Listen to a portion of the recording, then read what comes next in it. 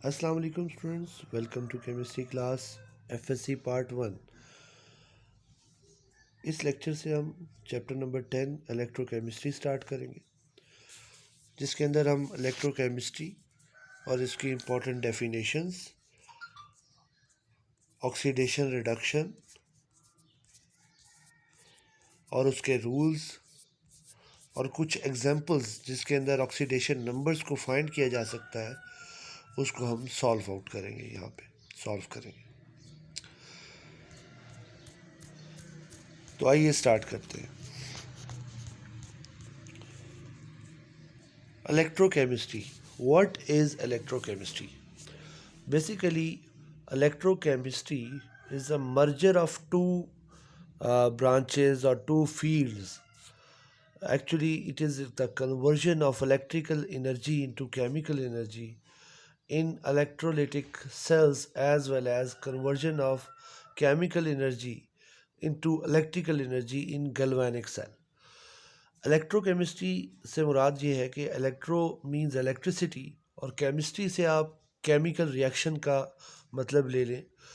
तो अगर आप जो केमिकल रिएक्शन है उनको परफॉर्म कराने में इलेक्ट्रिकल चेंज जो है वो हासिल करें, जिसके अंदर अगर केमिकल एनर्जी जो है कन्वर्ट हो जाए इलेक्ट्रिकल पावर के अंदर, इलेक्ट्रिकल एनर्जी के अंदर, या इलेक्ट्रिकल एनर्जी केमिकल एनर्जी में आप इलेक्ट्रिसिटी प्रोवाइड करें, तो केमिकल्स वर्किंग करके इलेक्ट्रोप्लेटिंग करवा दें। फॉर एग्जांपल, एक मेटल के ऊपर एक दूसरे मेटल की लेयर आपने प्लेस करनी है, तो आपको क्या करना पड़ेगा, आप इलेक्ट्रोलिटिक सेल बनाना पड़ेगा जिसमें आप इलेक्ट्रिसिटी प्रोवाइड करोगे और वो केमिकल एनर्जी में कन्वर्ट होकर एक मेटल को दूसरे मेटल पर कोट करवा देगी।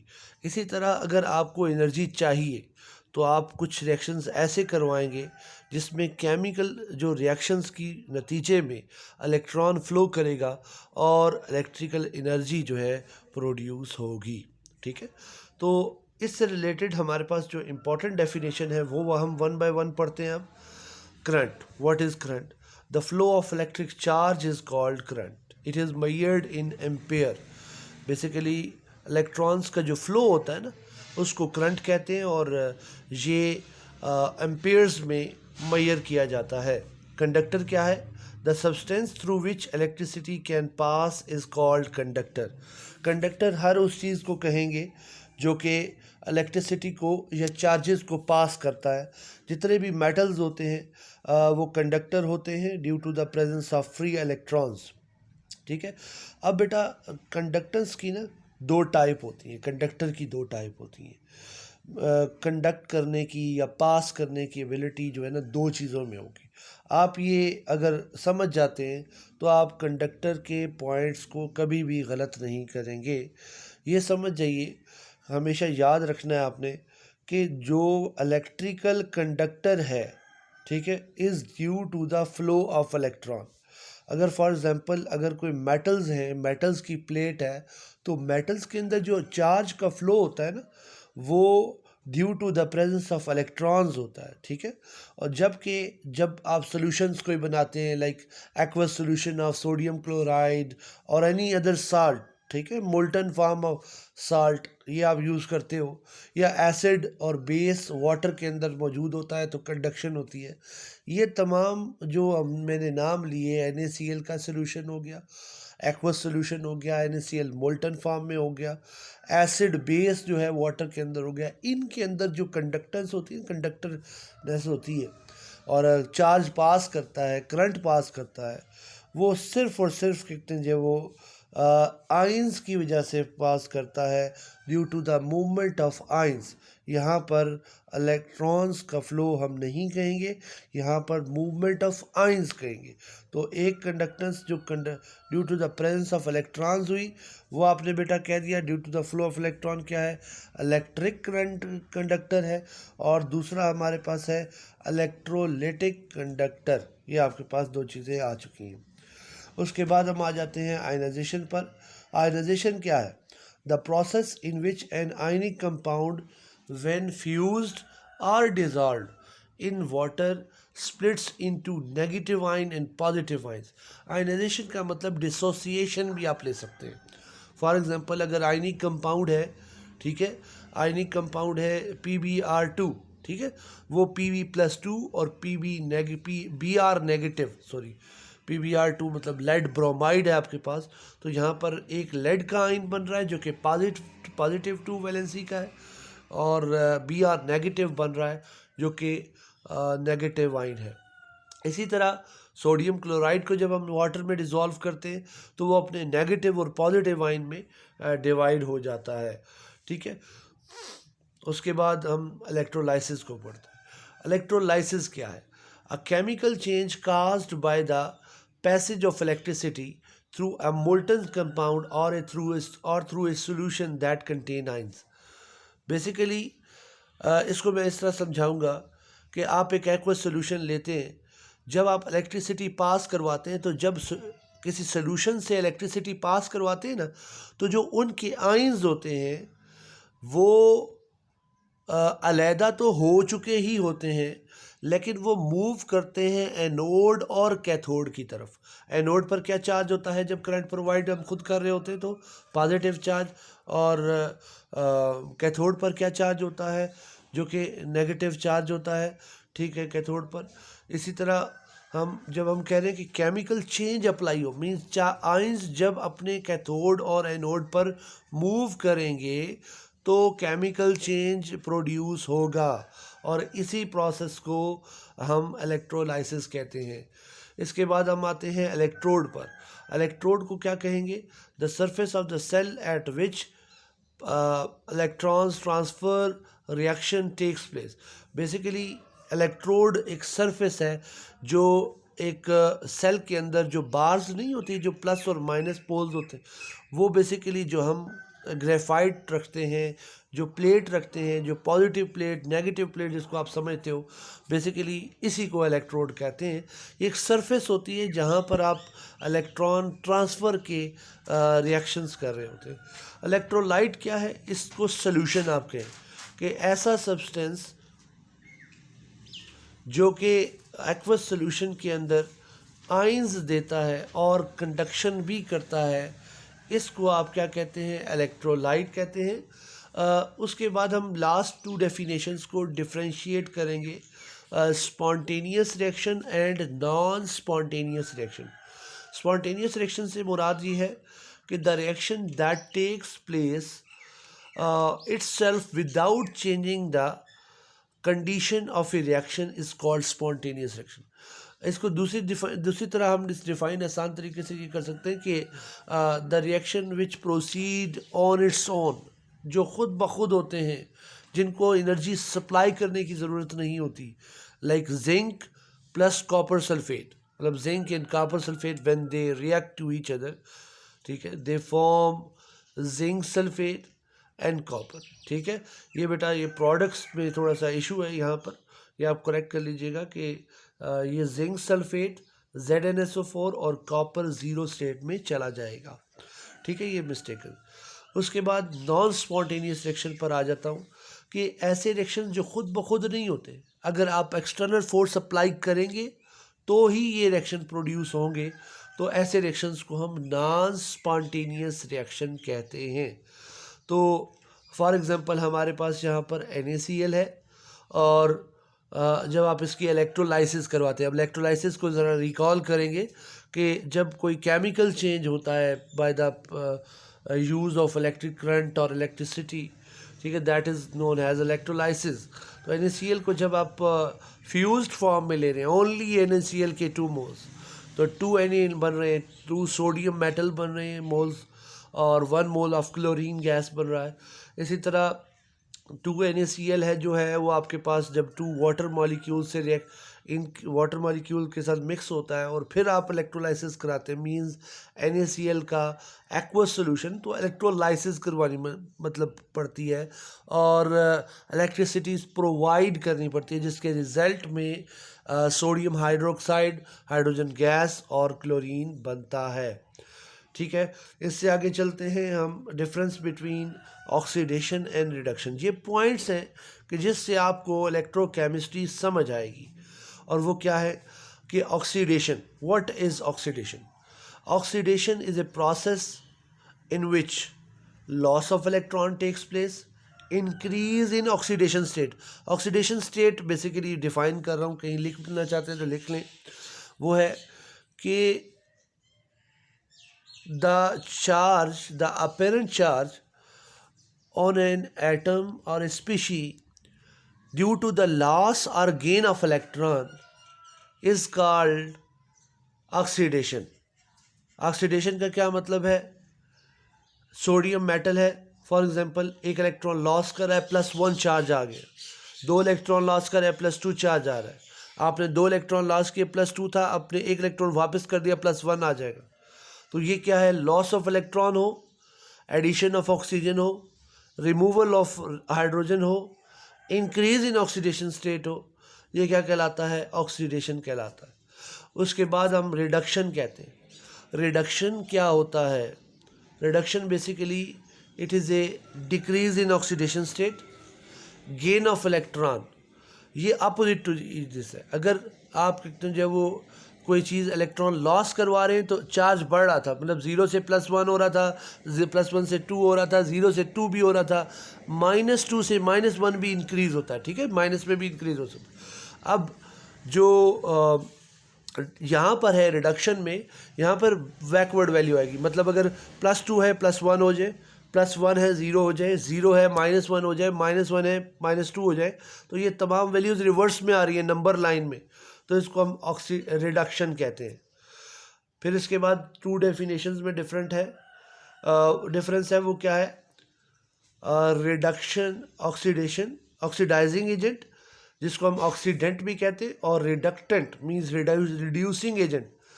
तो ऑक्सीडाइजिंग एजेंट को हम डिफाइन सबसे पहले करेंगे कि the substance which gains electron in chemical reaction is called oxidising agent. Oxidising agent दूसरों का काम करता है. तो आप देख सकते हो आपके पास ये रिएक्शन लिखा हुआ है, कॉपर +2 है, मतलब 2 इसमें से इलेक्ट्रॉन लूज है. जब 2 इलेक्ट्रॉन गेन करेंगे, जब 2 इलेक्ट्रॉन्स आप गेन करेंगे तो उस दौरान कॉपर 0 में चला जाएगा. देखो डिक्रीज इन स्टेट हुआ है, मींस इट गेन्स इलेक्ट्रॉन.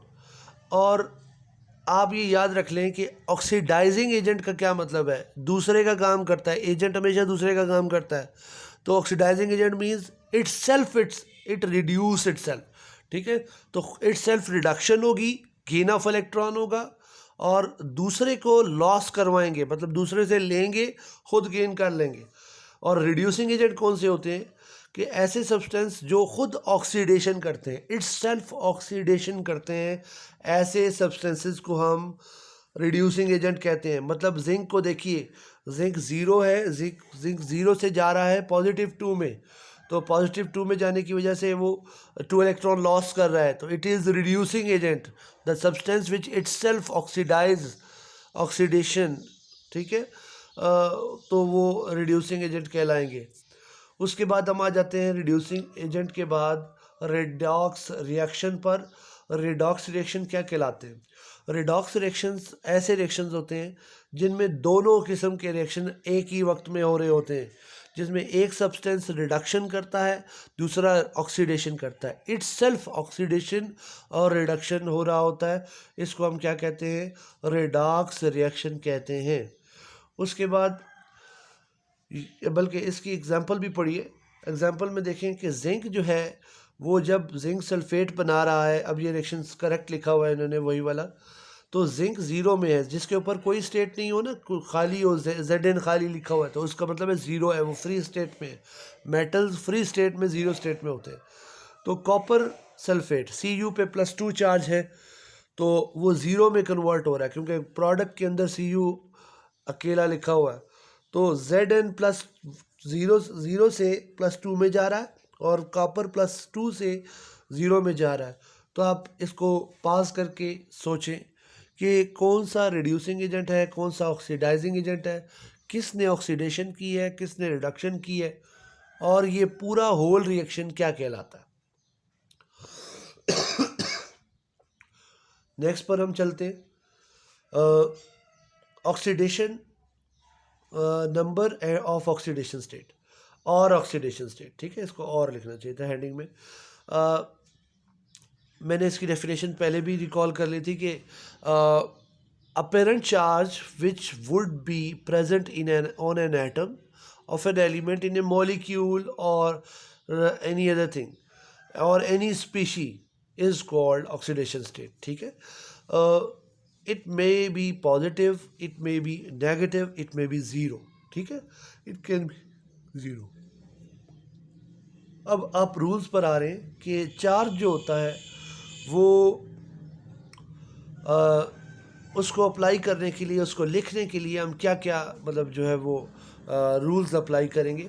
तो फर्स्ट रूल हमारे पास है, ऑक्सीडेशन स्टेट जो होती है वो जितने भी फ्री एलिमेंट्स होते हैं जो नेचर में फ्री एग्जिस्ट करते हैं, जैसे ऑक्सीजन है एटमॉस्फेयर में एग्जिस्ट करती है तो आपके पास ये ज़ीरो स्टेट में होगी, फ्लोरीन है ज़ीरो स्टेट में एग्जिस्ट करती है। इसी तरह जो आपके पास यहाँ पर नेक्स्ट आता हूँ, oxidation state, oxidation number of hydrogen is +1।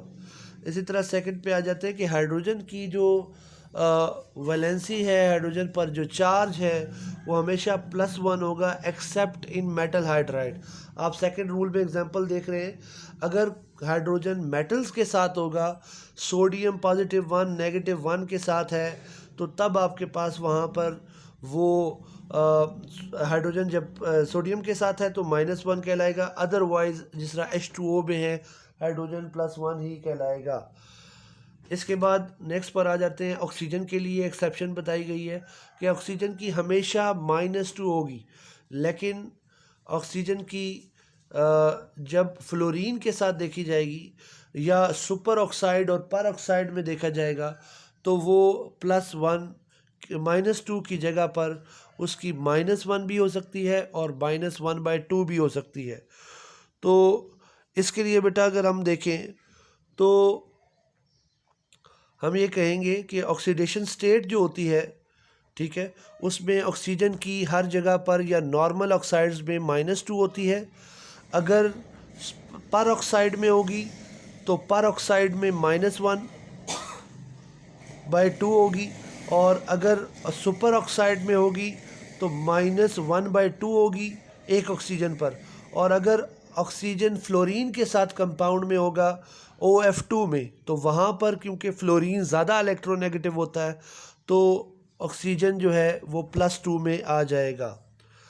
उसके बाद नेक्स्ट रूल में आता हूँ कि जो हैलोजेंस होते हैं या ग्रुप नंबर्स होते हैं उसमें जितनी वैकेंसी होती है बॉन्डिंग की, जो वैलेंसी हम पढ़ते हैं ग्रुप 1 के लिए, ग्रुप 2 के लिए, ग्रुप 7 के लिए, ग्रुप 7 की -1 पढ़ते हैं, वही उसका ऑक्सीडेशन नंबर भी होता है।